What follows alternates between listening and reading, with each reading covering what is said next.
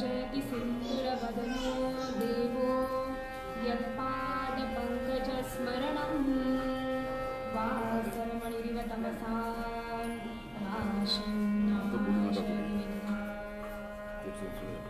नारायणं नमस्कृत्य नरं चैव नरोत्तमं देवीं सरस्वतीं व्यासं ततो जयमुदीरयेत्। मूकं करोति वाचालं पङ्गुं लङ्घयते गिरिं यत्कृपातमहं वन्दे परमानन्दमाधवम्। गुरुर्ब्रह्मा गुरुर्विष्णु गुरुर्देवो महेश्वरः गुरुः साक्षात् परब्रह्म तस्मै श्री गुरवे नमः।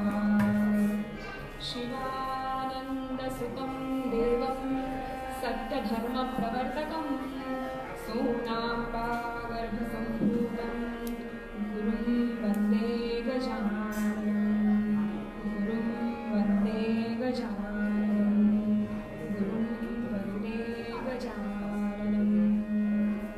जय जय राम कृष्ण हरे राम, जय जय राम कृष्ण हरे राम, जय जय राम कृष्ण हरे राम।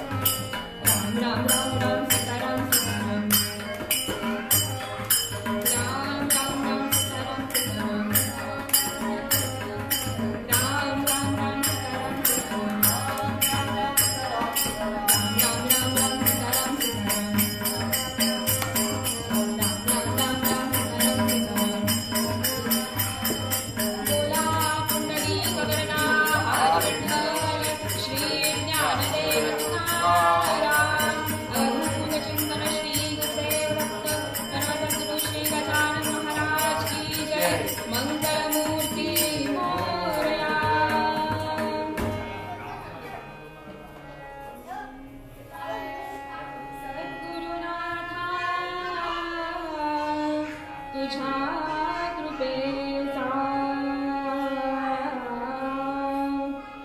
सद्गुरुनाथा तुझ्या कृपेचा सतत वाहुदे झरा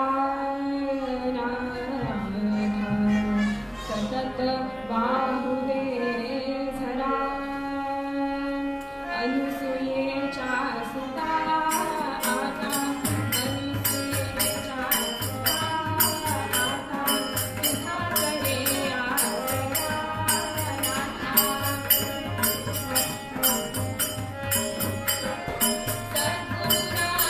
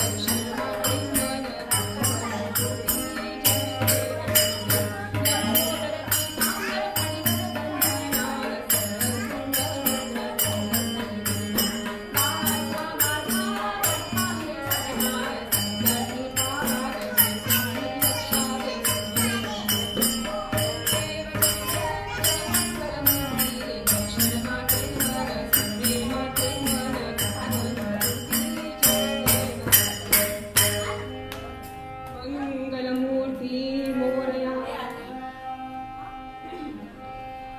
श्रोते हो, आज तुम्हाला असं वाटलं असेल की सायलीनं कीर्तनाच्या सुरुवातीलाच आरती का म्हटली. तुम्ही आता तिसरं कीर्तन पुष्प ऐकताय. पहिल्या दिवशी मी समर्थांचा गणपती गणराज हा अभंग घेतला होता. दुसऱ्या दिवशी मोरया गोसावींचा एक चित्त तरुणी मना हा अभंग घेतला होता. आणि आज सहज लक्षात आलं की म्हणजे समर्थांनी इतकी सुंदर आरती आपल्यासाठी लिहून ठेवली आहे गणपतीचं वर्णन करणारी. तर आज निरूपणाला तीच आरती आपण का घेऊ नये. म्हणून आजची सुरुवात गणपतीच्या ह्या सुंदरशा आरतीने. श्रोते हो, समर्थ रामदास स्वामींविषयी तुम्हाला काही वेगळं सांगायची गरज नाही. अशा या समर्थांनी ही आरती लिहिलेली आहे आणि ते म्हणतात की सुख करता दुःख हरता वार्ता विघ्नाची मिळवी पूर्वी प्रेम कृपा जयाची. गणपती हा सुख करता आहे, दुःखांचा हरता आहे, हरण करणारा आहे. आणि सगळ्यात महत्वाची गोष्ट म्हणजे तो संकट हा शब्द सुद्धा ऐकून घेऊ शकत नाही. तो लगेच त्याच्यावर कार्यवाही करतो आणि आपल्याला संकट मुक्त करतो असा तो गणपती. सगळ्यात महत्वाची गोष्ट आपण जसं गेले 2 दिवस बघतोय की प्रत्येक कार्याच्या सुरुवातीला आपण गणेशाचं पूजन करतो, गणेशाचं वंदन करतो, त्याचं स्तवन करतो. रामदास स्वामी सुद्धा याला अपवाद नाहीत बरं का. कुठल्याही पोथीची सुरुवात, कुठल्याही श्लोकाची सुरुवात सुद्धा श्री गणेशाय नमः अशीच होते. रामरक्षाचं उदाहरण घेऊ. श्री गणेशाय नमः अस्य श्री रामरक्षा स्तोत्र मंत्रस्य इथून सुरुवात आहे. स्वतः रामदासांनी सुद्धा जेव्हा मनाचे श्लोक लिहायला घेतले तेव्हा गणाधीश जो ईश सर्वा गुणांचा अशी सुरुवात केली. आणि त्याच्यातही ते म्हणतात की मुळारंभ आरंभ तो निर्गुणांचा. म्हणजे प्रत्येक गोष्टीचा आरंभ हा गणपतीपासून होतो. आपण गेले 2 दिवस बघतोय की विद्यारंभे विवाहेच प्रवेशे. आपण हे सुद्धा बघितलं की गणपती आणि गणपती शिव पार्वतीच्या लग्नातही कसा उपस्थित होता हे आपण पाहिलेलं आहे. मग काही श्रोते असं म्हणतील की जर प्रत्येक गोष्टीचा मुळारंभ आहे तर तो पहिल्यापासून कुठे होता. वेदाच्या सुरुवातीलाच सांगितलेलं आहे अग्निमेळे पुरोहितम. अग्नीच्या रूपात गणपती हा जिथे तिथे आहे. प्रत्येक देवतेचं मूळ स्वरूप हे अग्नी आहे. आता या आरतीच्या चरणांमध्ये जरी बघितलं रत्न खचित फरा तुझ गौरी कुमारा चंदनाची उटी कुंकुम केशरा हिरे जडित मुकुट शोभतो बरा रुणझुणती नुपुरे चरणी घागरिया. हे गणेशाचं मूर्त स्वरूप व्यक्त केलेलं आहे. पण मूळ स्वरूप काय आहे हे सांगताना तुकारामांचा एक अभंग मला तुमच्या समोर सांगायला आवडेल. प्रधान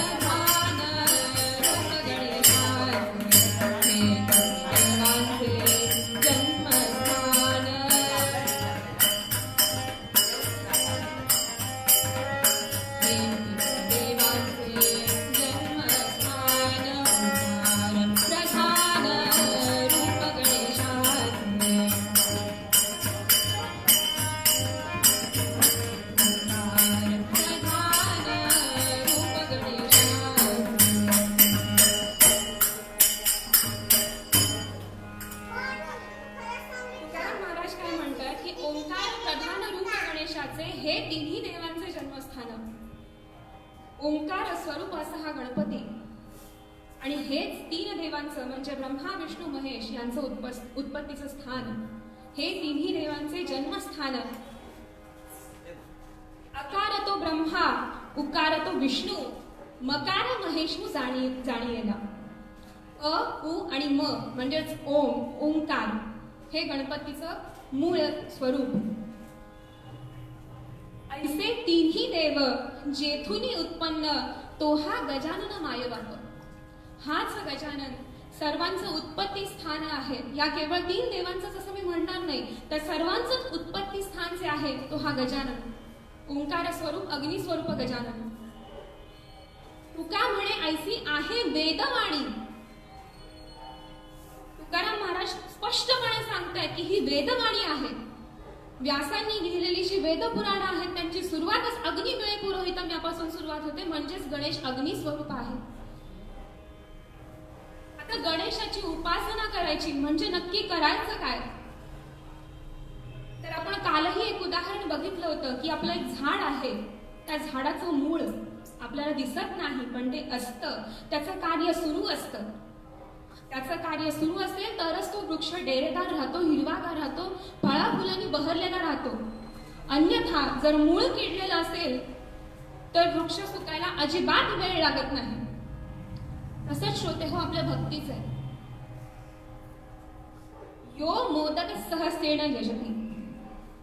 मी पुन्हा पुन्हा तुम्हाला गेले 3 दिवस हेच सांगायचा प्रयत्न करतेय की गणपतीची पूजा करणं म्हणजे फक्त मोदकांचा नैवेद्य दाखवणं असं नाही, तर प्रत्येक कार्याच्या सुरुवातीला श्वास घेताना प्रत्येक ठिकाणी त्याचं स्मरण झालं पाहिजे. अग्नी उपासना झाली पाहिजे, अग्निहोत्र घराघरातून झालं पाहिजे. प्रत्येक देवतेला हवीर भाग जो मिळतो तो मिळतो अग्नीतून. आणि याच कारणासाठी प्रत्येक ठिकाणी आपण जन्मापासून बघूया, आपलं लग्न होतं, लग्नातही अग्नी असतो. मग जेव्हा आपल्याला बाळ होतं, बाळ झाल्यानंतर एक 6 महिन्यानंतर त्याचं उष्टावण वगैरे होतं. तर ह्या उष्टावणाच्या वेळेस सुद्धा चुलीवरचं अन्न जेव्हा त्याला पहिल्यांदा भरवतात तेव्हा ते अन्न तयार करण्याआधी चुलीची किंवा आता आपण गॅस वापरतो, शेगड्या वापरतो, त्याची पूजा करून मग ते अन्न शिजवायचं आणि मग आपल्या बाळाला भरवायचं. हा झाला दुसरा अग्निसंस्कार. तिसरा उपनयन संस्कार. उपनयन संस्कार आणि ह्याच्यामध्ये मध्ये आपण जर काही यज्ञयाग केले, गणेश याग आहे, सोमयाग आहे,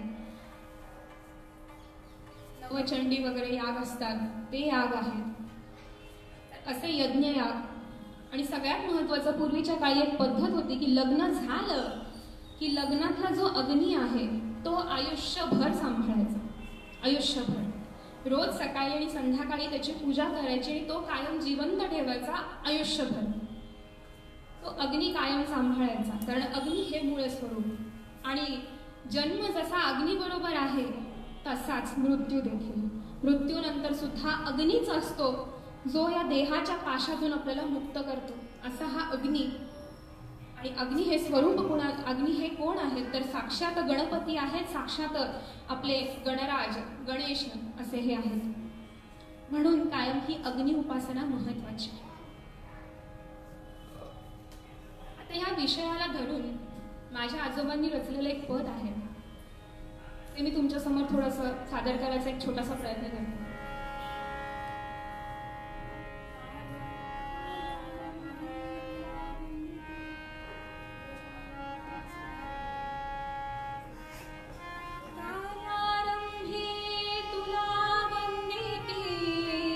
गजानना सारे सुखदाता तू पळगुनी नेशी, सुखदाता तू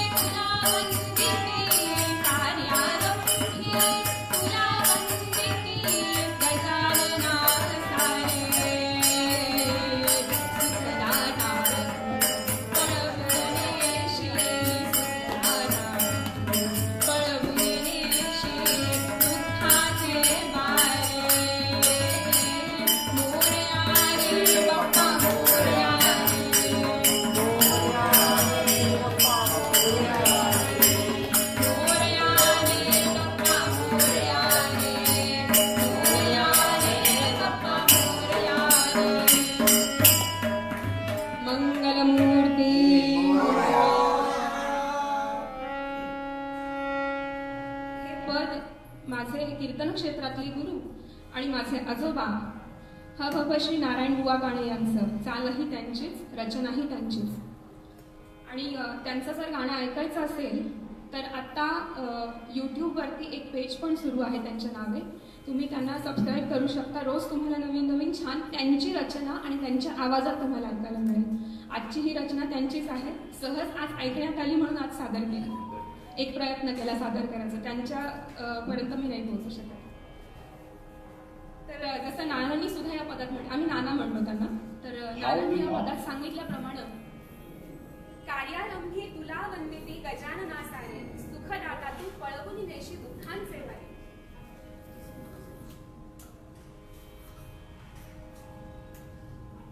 जनी वनी अन रणी संकटी, म्हणजे तुम्ही कुठेही असा त्याचं स्मरण करा, त्याला वंदन करा.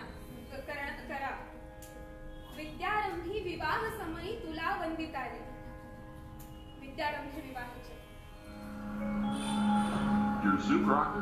दुसऱ्या चरणामध्ये नानांनी त्याच्या रूपाचं वर्णन केलेलं आहे गणपतीच्या. विशाल शुंडा शूर्प कर्ण तू एकदंत वारे. विशाल अशी शुंड आहे, वक्रांतुंड येते ती वक्रतुंड आहे, कार्य करणारी. गणपतीचा 5वा हात असणारी. 4 हात कमी पडतात भक्तांना देण्यासाठी, तर कर ही संज्ञा असलेली ही शुंड हा गणपतीचा 5वा हात. विशाल शुंडा शूर्प कर्ण तू एकदंत वारे. पाशांकुश हे करी घेतले जगदाधीशारे. त्यातली तिसरी जी ओळ आहे ना ती खूप महत्वाची आहे. दैत्या जिंकून रणी घेशी तू करी मोदकारे. मोदक असा तसा मिळालेला नाही, तर तो दैत्यांना जिंकून त्यांना हरवून संकटांचा दुःखांचा नाश करून मातेकडून बक्षीस म्हणून मिळालेला आहे. अन्नपूर्णेकडून मोदक मिळालेला आहे. त्यामुळे तो असा तसा तुम्हाला मिळणार नाहीये. त्यासाठी तुम्हाला त्याच्यासारखं कार्य करावं लागेल. भले त्याच्यासारखं जमलं नाही तरी प्रयत्न करायला काही हरकत नाही. तू ब्रह्मा तू विष्णू शिव ही सूर्य चंद्र तारे. मी जसं मगाशी म्हटलं तसं प्रत्येक देवाची उत्पत्ती ही अग्नीपासून. अग्नीपासून म्हणजे ओंकारापासून, आणि ओंकारापासून म्हणजेच पर्यायाने आपल्या गणपतीपासून. तू ब्रह्मा तू विष्णू शिव ही सूर्य चंद्र तारे. व्यापक तू जगदात्मा देवा. चराचरामध्ये तूच आहेस. एको देव हा सर्व भूतेषु गूढ. या न्यायानं तू सर्व चराचरांमध्ये आहेस. व्यापक तू जगदात्मा देवा. अग्नी वरुणारे. अग्नी वरुणारे पंचमहाभूतात सुद्धा ते आहेत, अग्नीमध्ये ते आहेत. नारायण तव जाणुनी महिमा चरणी रमलारे. असं हे सुंदर पद माझ्या आजोबांचं आणि आजच्या या विषयाला अनुरूप त्याला विस्तार करणार असं म्हणून तुमच्या समोर खास ते सादर केलं.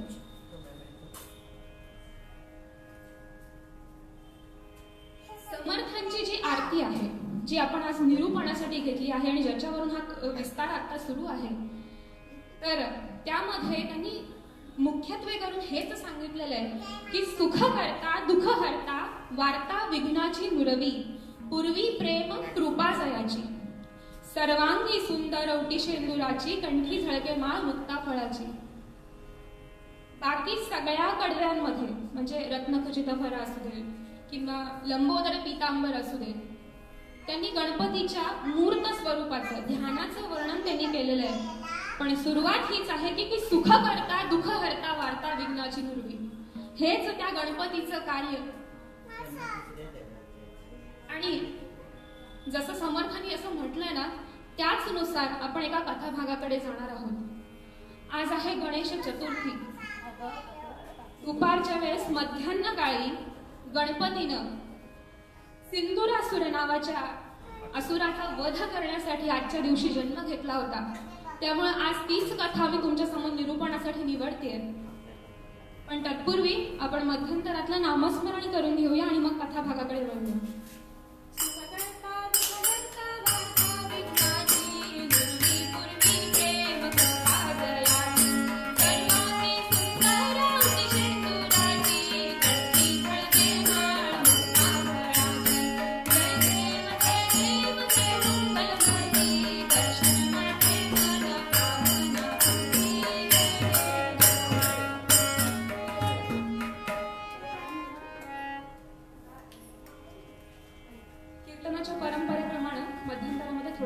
नामस्मरण करूया आणि मग कथाभागाकडे आपण वळूया. मी सांगते, माझ्या मागे सर्वांनी म्हणायचं. मंगलमूर्ते विघ्नहरा दुरितनाशना कृपाकरा.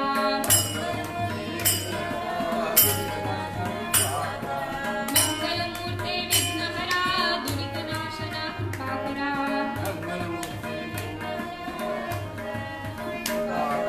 मंगलमूर्ते विघ्नहरा दुरितनाशना कृपाकरा. मंगलमूर्ते विघ्नहरा दुरितनाशना कृपाकरा.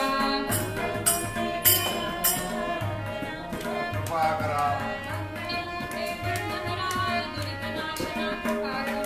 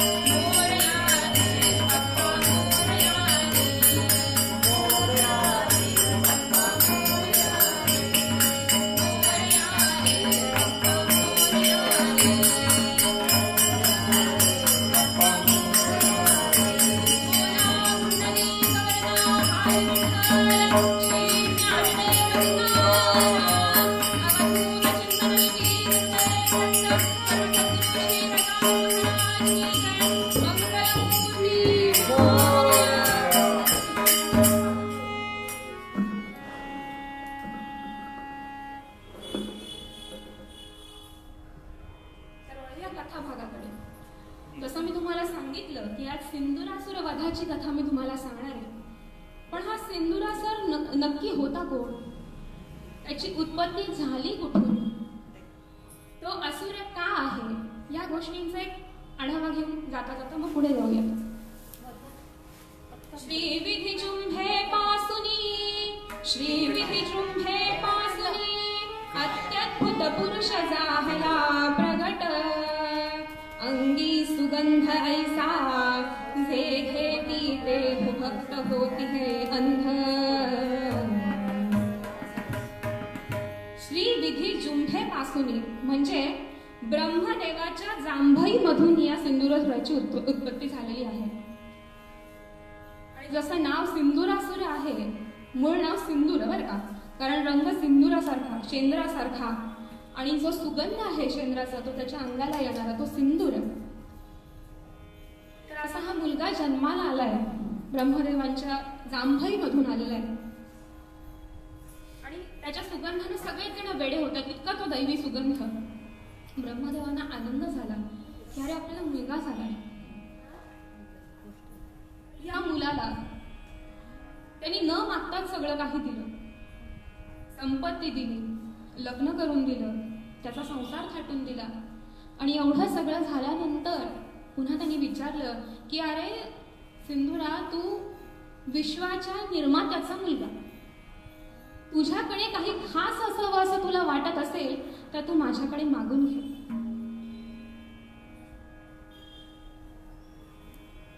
सिंधुरासुराने विचार केला, असं काय मागावं, असं काय मागावं की पित्याकडून आपल्याला ते मिळेल, आणि असं काही असेल जे विशेष असेल आणि जे आपल्याला अजरामर बनवेल, अजिंक्य बनवेल. क्रोधालिंगन होय जासी, क्रोधालिंगन होय जासी, तो मृत्यू पावेल त्याच क्षणासी, ऐसा वर द्यावा मजसी, सिंधुरासुर मागे तो. सिंधुरासुराने काय मागितलं की देवा, मी ज्याला मिठी मारेन मी ज्याला मिठी मारेन त्याचा तिथल्या तिथे मृत्यू व्हावा, तो भस्म होऊन जावा. इथं ब्रह्मदेव सुद्धा पुत्र प्रेमामुळे थोडेसे अंध झालेले. तथास्तु वर देऊन टाकले. असा पित्याचा वर मिळाला. सिंधुरासूर अत्यंत खुश झाला आणि बाहेर पडलाय. विचार करतोय की हा वर दिलाय तरी खरा आपल्या वडिलांनी, पण तो खराच प्रत्यक्षात उतरतोय का हे जरा बघावं. असं म्हणून तो सावध शोधत शोधत निघाला. भ्रमण चाललेला आहे. बघतोय कोणी दिसतंय का, कोणी दिसतंय का, आणि ज्याला मारून आपल्याला काहीतरी उपयोग होईल असं कोणी दिसतंय का. तेवढ्यात अकस्मात गगनपंथे, अकस्मात गगनपंथे नारद मुनी पातला तेथे, वीणा वाजवी मधुर हस्ते, वदनी गात हरिकथा. नारायण नारायण नारायण असा असावा श्रोता. नारदांना समोर आलेलं बघितलं, पण नारद तर चाललेले आकाश मार्गाने. ह्यांना खाली बोलवायला हवं, आपण वरती नाही जायचं. मग काय केलं, नारदांची स्तुती करायला सुरुवात केली. कीर्तन व्रत संस्थापक नमो नारदा,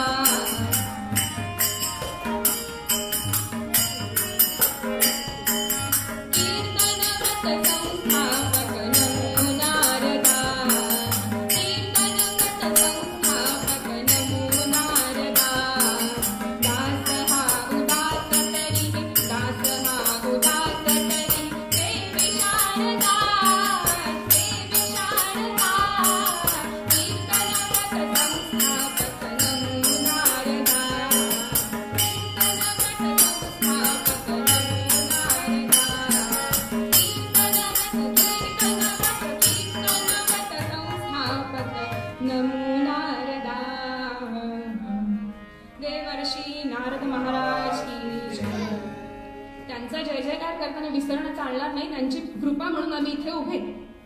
नारदांची ही गादी त्यांच्या कृपेने चालवायला मिळते, त्यांना विसरून चालायचं नाही. तर अशी ही प्रशंसा ऐकली, हे गीत ऐकलं आणि बघितलं कोण आहे बाबा, नवीनच दिसतोय कोणीतरी. त्यांचं काय करावं. ठीक आहे, बोलवतो, जाऊयात आपण. परिचय विचारला. त्यांनी परिचय दिला. ब्रह्मदेवांचा मी मुलगा, त्यांच्या जांभईपासून माझी उत्पत्ती, आणि तुम्ही समोर दिसलात म्हणून मग तुम्हाला दर्शन घेण्यासाठी खाली घेतलं बोलवून. ठीक आहे बाबा, मग झालं ना दर्शन, आता मी जाऊ ना, म्हणजे मला पुढची कामं आहेत. नाही, तुम्ही जायच्या आधी माझं एक काम तुमच्याकडे होतं. आता नारद मुनींना आलं थोडंसं टेन्शन. हो ना, कारण हे वर देणार काहीतरी आणि मधल्यामध्ये आम्हाला वर घ्यायची भाषा झाली तर काय करायचं. नेहमी हेच तर होतं. मग त्यांनी विचारलं की काय बाबा, तुझा नक्की हेतू काय माझ्या भेटी मागचा. त्यांनी सांगितलं, क्रोधालिंगन होय जासी, तो मृत्यू पावे त्याच क्षणासी. सगळी कथा सांगितली की मला ब्रह्मदेवानी म्हणजे माझ्या पित्याने असा वर दिलाय की मी ज्याला मिठी मारेन तो तत्क्षणी भस्मसात होऊन जाईल, आणि त्या वराची प्रचिती मला घ्यायची आहे, तो अनुभव मला घ्यायचा आहे. म्हणून मी कुणाला तरी शोधत होतो आणि नेमके समोर तुम्ही. तर आता तुमच्यावरती मी हा प्रयोग करून बघणार आहे. आता लक्षात आलं नारद मुनी टेन्शन मध्ये का आले. मग नारद विचार करतात, या देवतांचं करावं तरी काय. वर देणारा एक, तो घेणार एक, वर जाणार तिसराच. करायचं तरी काय करायचं. मग त्यांनी एक कल्पना लढवली आणि सांगितलं, ज्यांनी दिला तुझसी वर, ज्यांनी दिला तुझसी वर, तू आधी त्यांनाच धर. ब्रह्मदेवासी मिठी मार, अनुभव घ्यावया. नारद म्हणाले, बघ मी आहे नारद, माझा आगा पिछा कोणीही नाही. मला मारून तुला मिळणार तरी काय. बरं, ज्यांनी तुला वर दिला त्यांनाच तू विचार ना, खोटा आहे का खरं आहे? जा ना त्यांना जाऊन मिठी मार. माझ्या मागे का लागलास बाबा? सिंधुरासुराने विचार केला की हा विचार योग्य आहे. ब्रह्मदेवांचा मुलगा म्हणून कमीत कमी त्यांची गादी मला चालवायला मिळेल. निवडणुकीची वाट कोण बघणार तेवढ्यासाठी? मग ब्रह्मलोकात परत आला. समोर आल्यानंतर ब्रह्मदेव समोर होते. त्यांनी विचारलं की काय रे बाबा सिंधुरा, काय हवंय तुला? कुठे जाऊन आलास? मला तुम्हाला मिठी मारायची. काय रे बाबा, अचानक एवढं प्रेम कशावरनं? नाही, तुम्ही जो वर दिलात ना तो तुमच्याकडेच पूर्ण होतोय की नाही बघतो मी आता. आता ब्रह्मदेवांना आलं टेन्शन, स्वतःचाच वर स्वतःवरती उलटलाय. त्यांना वाटलंच ही गाडी नारद मुनींनी टाकली. काय ह्या नारद मुनींना करावं? स्वतःवरती आलेली संकट आमच्यावरतीच कशी परत पाठवायची हे त्यांनाच माहिती. काय काय युक्त्या करतील आणि आम्हाला गारद करतील हे नारद काय करायचं? विचार केला आणि समजवायचा प्रयत्न करतात सिंधुरासुराला की अरे बाबा, तू असं का बोलतोस? तू तुझा बाप आहे. बापाला कुणी कधी मारतं का? नाही, पण तुम्हाला मारून कमीत कमी फायदा तरी होईल ना माझा. म्हणून म्हटलं जरा मिठी मारावी. आणि प्रेम तर आहेच की, प्रेमाची मिठी समजून मिठी मारा. ब्रह्मदेवाने विचार केला की ह्यातून आपली सुटका होणं शक्य नाही. ते पळत पळत पळत पळत आले विष्णू लोकात. तिथे शेषशाही भगवान पहुडलेले. शांताकारं भुजगशयनं पद्मनाभं सुरेशं विश्वाधारं गगनसदृशं गौरवर्णं शुभांगं लक्ष्मीकान्तं कमलनयनं योगिभिर्ध्यानगम्यं वन्दे विष्णुं भवभयहरं सर्वलोकैकनाथं. नारायण नारायण नारायण. धावा करत करत करत ब्रह्मदेव तिथे पोहोचले. विष्णूंनी डोळे उघडले. ब्रह्मदेव या अवस्थेत पळत पळत नक्कीच काहीतरी शिजलेलं आहे, गडबड है, कुछ तो गडबड है गया. विष्णूंनी विचारलं की काय झालं ब्रह्मदेव, इतके धावत पळत का आलाय? ब्रह्मदेवांनी पुन्हा एकदा सगळी घटना कथन केली. सिंधुरासुराची उत्पत्ती सांगितली आणि तो ब्रह्मदेवांचा मुलगा यापासून असुर कसा झालाय हे सगळं इत्थंभूत सांगितलं की आता देवा तुम्हीच यापासून मला वाचवा. एवढं सगळं होईपर्यंत सिंधुरासुर तिथे येऊन थांबलेला आहे. तो विचार करतोय की ज्या अर्थी माझ्या पित्याने मला इथे बोलावलं आहे, भले पळत पळत का असेना, पळून जाऊन का असेना, त्या अर्थी विष्णूंना मारण्यात माझा काहीतरी फायदा आहे.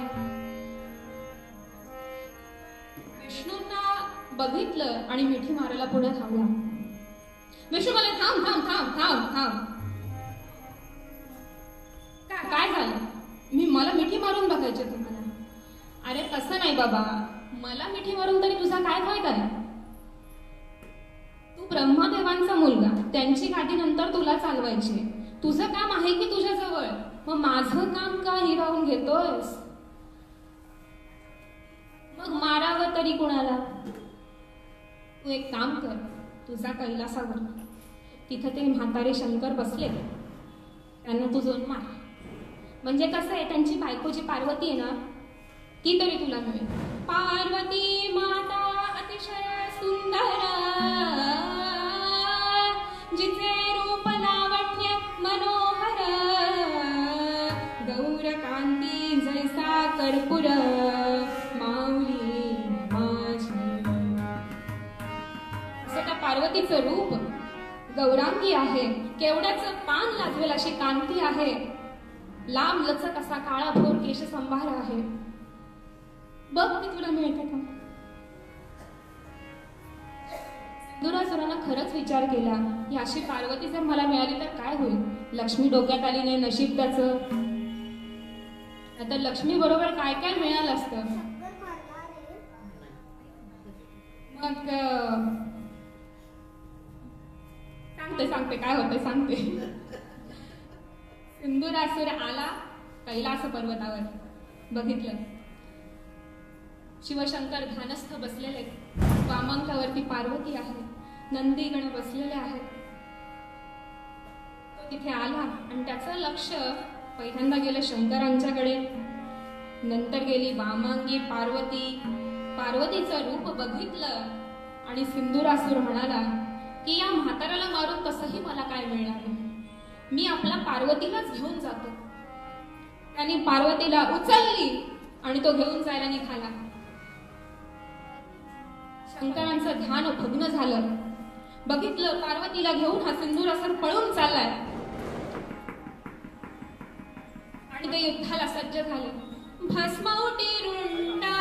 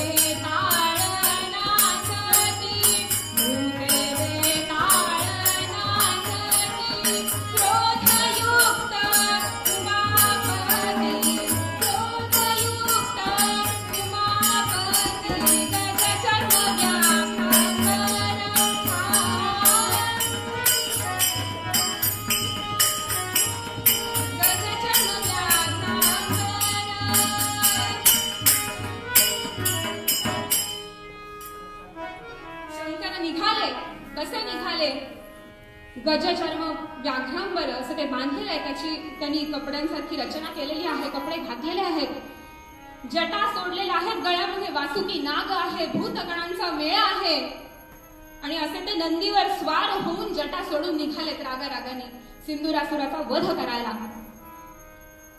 सिंदूरासुराने बघितलं आपल्या मागे साक्षात पशुपती आलेले आहेत, उमापती आपल्या मागून अत्यंत क्रोधाने आपल्या समोर आलेले आहेत. त्यांनी पार्वतीला बाजूला ठेवलं. दोघांच्या मध्ये युद्ध सुरू झालं. एक आहे स्वतः महादेव आणि दुसरा आहे ब्रह्मदेवांचा मुलगा. युद्ध सुरू आहे आणि एक वेळ अशी आली की ब्रह्मदेवांच्या वरामुळे महादेव हरतायत की काय अशी स्थिती निर्माण झाली. याच वेळी पार्वतीनं ओंकार स्वरूपाला आदि शक्तीला प्रार्थना केली की हे देवा, आता तूच मला ह्या पेच प्रसंगातून वाचव. तेवढ्यात झालं काय, युद्ध सुरूच होतं. युद्ध सुरू होतं आणि तेवढ्यात एक म्हातारा ब्राह्मण तिथे आला. काठी टेकत टेकत टेकत आपला तो वाकलेला ब्राह्मण तिथे आला. पार्वती विचार करते की हे युद्ध सुरू असताना हा ब्राह्मण मध्येच काय कडमडायला इथे आलाय. पण त्या ब्राह्मणाने केलं काय, एका बेसावध क्षणी सिंदूरासुराच्या छातीवरती लाथ मारली. त्या क्षणी सिंदूरासुर खाली कोलमडला आणि पळून गेला. हे झालं मात्र तो ब्राह्मण लुप्त झाला, गायब झाला.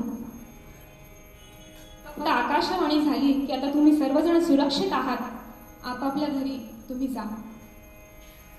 पार्वती मातेनं नमस्कार केला की हे देवा, तुम्ही कोण आहात मला माहिती नाही, पण तुम्ही रक्षा करून माझी लाज राखलीत, माझं सौभाग्य राखलं आणि मला माते म्हणाला आहेत. माते तू घरी जा असं सांगून तुम्ही मला माते असं म्हणालाय, तर माझी इच्छा आहे, माझी कामना आहे की हा तुमचा शब्द तुम्ही खरा करून दाखवा. आवाज आला तथास्तु. थोड्या दिवसानंतर पार्वती मातेला गर्भ धारण झालेला आहे तिचा. दिसा मासाने गर्भ वाढतोय, आनंदी आनंद सुरू आहे की गर्भ वाढतोय वगैरे वगैरे. आणि याच दरम्यान झालं काय, सिंधुरासूर आपल्या महालामध्ये शांतपणे बसलेला आहे, विचार करतोय की आता कुणाचा मृत्यू माझ्या हातून घडावा. आणि त्याच क्षणी आकाशवाणी झाली की अरे सिंधुरासुरा, तू इथे झोके घेत निवांत काय बसलास, तुझा मृत्यू पार्वतीच्या उदरामध्ये वाढतोय. हे ऐकलं आणि सिंधुरासूर घाबरला, डळमळला. तो विचार करतो की आता करावं तरी काय करावं. इकडे मात्र माता पार्वतीला खूप सुंदर सुंदर असे डोहाळे लागले. कधी दुष्टांना मारून टाकावं, कधी ज्ञानार्जन करावं, कधी वनविहार करावा. पार्वतीला घेऊन स्वतः महादेव वनविहारासाठी गेलेले आहेत. वनविहारासाठी गेल्यानंतर सर्वांनाच कळलं की माता पार्वती वनविहारासाठी आलेली आहे. ही बातमी सिंधुरासुराला सुद्धा कळली.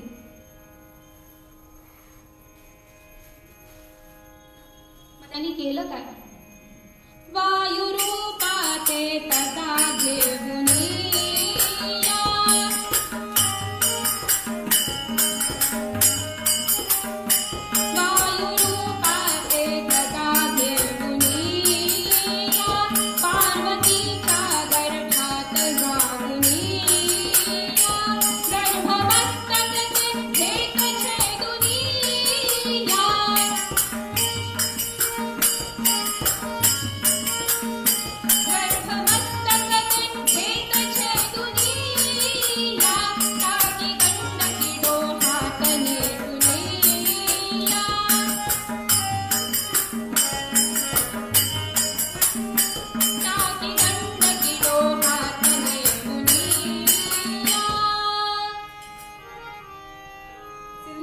केलं काय, शेवटी तो असुर मायावी त्या ब्रह्मदेवांचा पुत्र वायुरूप त्यांनी घेतलं. पार्वतीच्या गर्भामध्ये तो गेला आणि त्यानं केलं काय, तर ते बाल गणेशाचं जे मस्तक होतं ते त्यांनी छाटलं,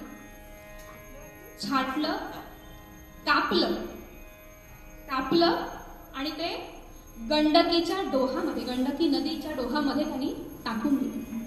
म्हणून आजही गंडकीच्या डोहामध्ये जे गोटे सापडतात ते लाल रंगाचे असतात आणि त्याची गणेश म्हणून आपण पूजा करतो. त्याचं कारण आहे, सिंधुरासूर निवांत झाला, आपलं काम झालेलं आहे, आपला शत्रू मेलेला आहे, निवांत झाला. पण इकडे दिसा मासाने गर्भ वाढतोच आहे.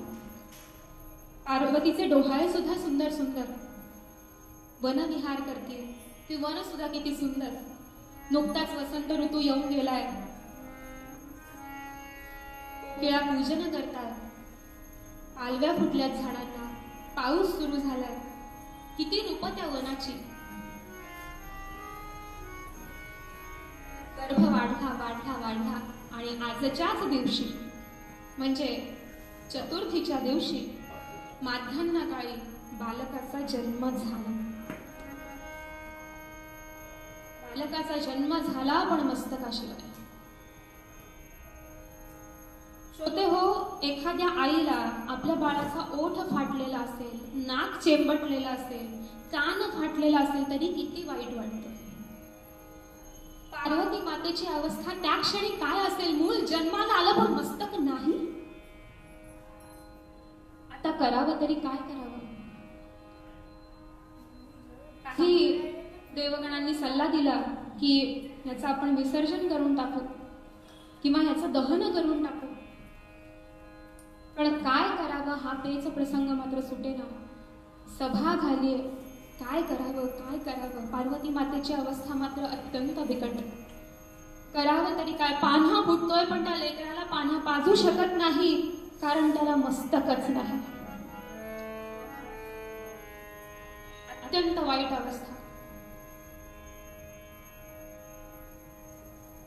सर्वांनी एक विचार केला.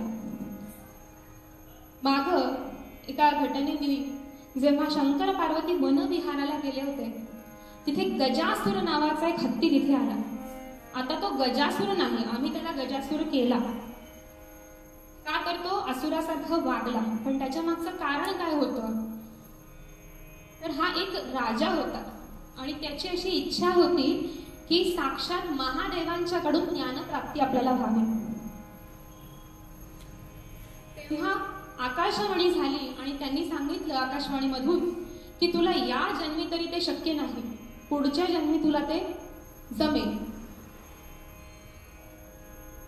आणि हा जो राजा आहे तो गजाच्या रूपाने जन्माला आला.